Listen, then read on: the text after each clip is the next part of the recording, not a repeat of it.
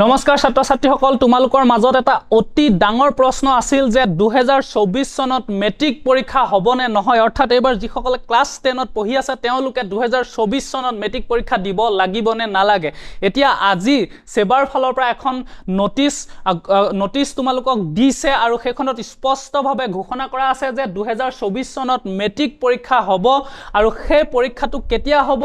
কেনেকুৱা ধৰণৰ প্ৰশ্ন আহিব গুটেখিনি কথা দিছে এখন নোটিছত দিছে গতিকে মই তোমালোকক নোটিছখন দেখাম আৰু কেনে ধৰণে প্ৰশ্নখিনি কৰিব লাগিব সেইখিনি কথাও কম তো সোৱা ইয়াতে মই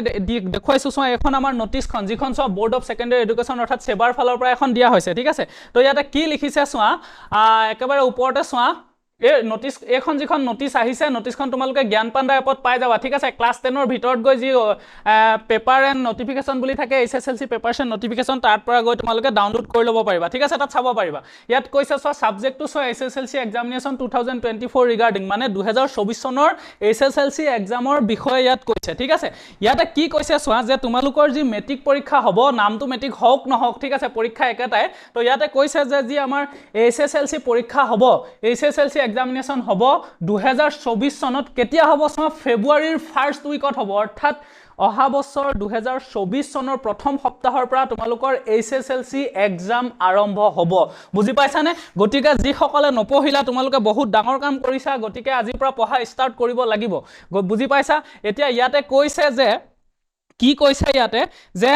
আগৰ বছৰত যি দৰে চাৰিটা সাবজেক্টৰ 50% মাৰ্কস MCQ আহিছিলে এবাৰো MCQ আহিব আৰু সেই কেটা কি যে সেই সাবজেক্ট কেটা কি সেই সাবজেক্ট কেটা হৈছে English general mathematics general science and social science মানে ইংৰাজী গণিত বিজ্ঞান আৰু সমাজ বিজ্ঞানৰ 50% মাৰ্কস 50% নম্বৰ MCQ আহিব আৰু বাকি 50% নম্বৰ তোমালোকে বহিত লিখিব লাগিব মানে প্ৰশ্ন উত্তৰ কৰিব লাগিব এতিয়া যি 50% মাৰ্কস যে তোমালোকৰ MCQ আহিব সেই MCQ খিনি যোৱা বছৰ কি হৈছিলে এখন বহিত লিখিবলৈ দিছিলে মানে আমি নিজে উত্তৰটো লিখিব লাগিছিলে কিন্তু এবাৰ উত্তৰ লিখিব নালাগে তাৰ কাৰণে তোমাক কি দিব জানানে তোমালোকক দিব OMR sheet দিব OMR sheet এতিয়া OMR sheetত তোমালোকে কেনেকৈ উত্তৰ দিব লাগিব হেতু মই দেখাম গতিকে ভিডিওটো চাই থাকা ঠিক আছে প্ৰথমতে শুনি লোৱা যে 50% যি মাৰ্কস আহিব সেই কেটা সাবজেক্টত অৰ্থাৎ ইংৰাজী বিজ্ঞান গণিত আৰু সমাজ বিজ্ঞানত সেই কেটাৰ 50% মাৰ্কসটো OMR sheetত লিখিব লাগিব ঠিক আছে আৰু বাকি 50% মাৰ্কস তোমালোকৰ সাবজেক্টিভ হ'ব অৰ্থাৎ সেইখিনি তোমালোকে বহিত লিখিব লাগিব তাৰ কাৰণে তোমালোকক কি দিব 16 পেজৰ 16 পেজৰ বহি এখন দিব ঠিক আছে এখন OMR sheet দিব ধৰিলা গণিত সাবজেক্টৰ কাৰণে এখন OMR sheet পাবা আৰু লগতে এখন 16 পেজৰ এনসাৰ sheet পাবা ঠিক আছে আনসাৰ sheet পাবা এতিয়া OMR sheet খনত সেই MCQ খিনি OMR sheet খনত কৰিব লাগিব আৰু যি তোমালোকৰ 16 পেজৰ আনসাৰ sheet খন দিব সেইখনত বাকি যিখিনি দীঘলীয়া প্ৰশ্ন আহিব দীঘল প্ৰশ্ন আহিব সেইখিনি তোমালোকে এই 16 পেজৰ আনসাৰ sheet খনত লিখিব লাগিব ঠিক আছে তো এইখিনি চাৰিটা সাবজেক্টৰ কাৰণে হ'ব কি English general science general mathematics and social science বাকি সাবজেক্ট যি দুটা থাকিব সেই দুটাৰ তোমালোকৰ সাবজেক্টিভ টাইপে কোৱেশ্চন আহিব আগৰ দৰে আহিব সেইখিনি কৰিব লাগিব ঠিক আছে এতিয়া ইয়াত আৰু এটা কথা তোমালোকৰ ঘোষণা কৰিছে যে যিখিনি মেট্ৰিক পৰীক্ষা এবাৰ কোনে কোনে দিব পাৰিব কৈছে যে যি সকল ষ্টুডেন্টে ইউনিট টেষ্ট 1 দিছে তাৰ পিছত তোমাৰ হাফ ইয়াৰলি এতিয়া দিব তাৰ পিছত ইউনিট টেষ্ট 2 দিব তাৰ পিছত টেষ্ট পৰীক্ষা হ'ব সেই টেষ্ট পৰীক্ষা দিব সেই সকল ষ্টুডেন্টে মেট্ৰিক পৰীক্ষা দিব পাৰিব বুলি কৈছে যে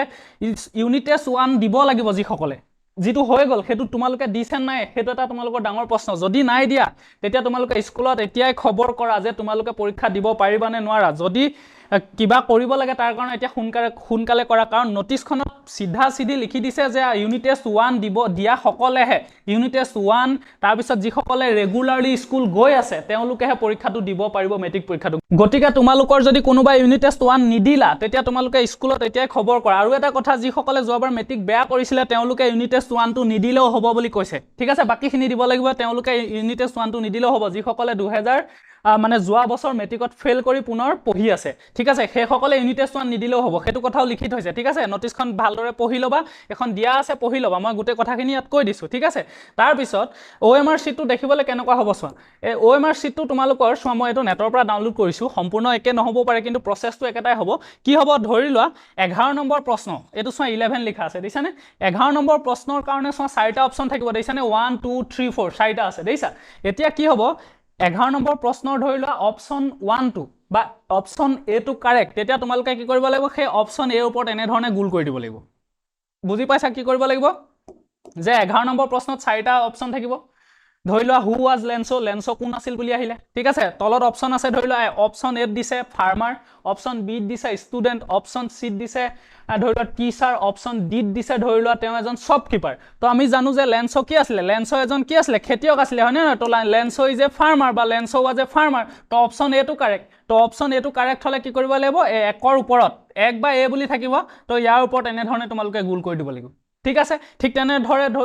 ধৰি লোৱা 13 নম্বৰ প্ৰশ্নটোৰ অপচন সি বা অপচন 3 টো শুদ্ধ গতিকে 13 নম্বৰ 3 টোত গৈ তোমালোকে কি কৰিব লাগিব এনে ধৰণে গোল কৰি দিব লাগিব কলমেৰে বুজি পাইছা তেনে ধৰণে আনসাৰ দিব লাগিব এবাৰ মানে লিখি দিব নালাগে বুজি পাইছা লিখি দিব নালাগে ডাইৰেক্ট যেটো প্ৰশ্ন ধৰি লোৱা 7 নম্বৰ প্ৰশ্নটো ধৰি লোৱা অপচন 4 টো শুদ্ধ গতিকে 7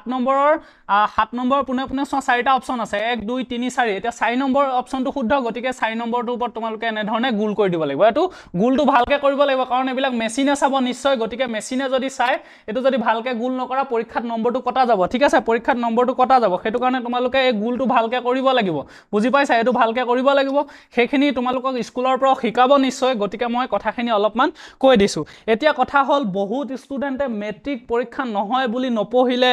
একোৱে পঢ়া নাই মানে একোৱে পঢ়া নাই বহুত ষ্টুডেন্ট আছে আমি দেখিছো আমাৰ এপত আমি দেখিছো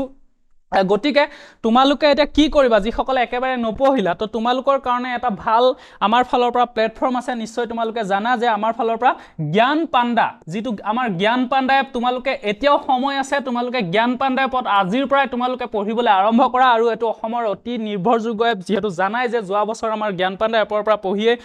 দুগৰাকীক ষ্টুডেন্টে অসমৰ ভিতৰত ৰেংক পাবলৈ সক্ষম হৈছে সপ্তম স্থান পাবলৈ সক্ষম হৈছে গতিকে তোমালোকে এতিয়া ভাগি পৰিব নালাগে যে মই নপঢ়িলো এতিয়া মোৰ কি হ'ব কি কৰিম কি নকৰিম তোমালোকে আজিৰ পৰা এতিয়াই তোমালোকে প্লে ষ্টৰত গৈ জ্ঞান পাণ্ডা এপটো ডাউনলোড কৰা জ্ঞান পাণ্ডা এপটো ডাউনলোড কৰাৰ পিছত তোমালোকে এনে ধৰণে চোৱা জ্ঞান পাণ্ডা বুলি লিখি দিবা প্লে ষ্টৰত জ্ঞান পাণ্ডা বুলি লিখি দিবা এনে ধৰণৰ আহিব ইয়াতে গৈ ইনষ্টল কৰি লবা ইনষ্টল কৰাৰ পিছত তোমালোকে তাতে জয়েন হৈ লবা জয়েন হৈ লোৱাৰ পিছত তোমালোকে আজিৰ পৰা ডেইলি সৰহকৈ ভিডিঅ' চাবলৈ আৰম্ভ কৰা কাৰণ বেছি দিন নাই ফেব্ৰুৱাৰীতে যদি হয় ফেব্ৰুৱাৰী প্ৰথম সপ্তাহতে যদি হয় 4 মাহ মানে সময় আছে কাৰণ সেপ্টেম্বৰটো গল বুলিয়ে ধৰা 15 দিন গল বুলিয়ে ধৰা তো অক্টোবৰ নৱেম্বৰ ডিসেম্বৰ জানুৱাৰী মাত্ৰ 4 মাহ 10-15 দিন সময় আছে গতিকে আজিৰ পৰা যদি পঢ়িবলৈ তোমালোকে ষ্টাৰ্ট নকৰা পিছত গৈ দিগদাৰ হ'ব পাৰে কাৰণ যোৱা বছৰ বহু ষ্টুডেন্টৰ কি হৈছে অংকত বিজ্ঞানত তোমালোকে এটা বাতৰিও প্ৰকাশ কৰিছিলে চাবা বহুত ষ্টুডেন্টে বহুত কম নম্বৰ পাইছিলে বা ফেল কৰা অৱস্থাত আছিলে কিন্তু পাস কৰাই দিয়া হৈছিলে যোৱা বছৰ বাতৰিত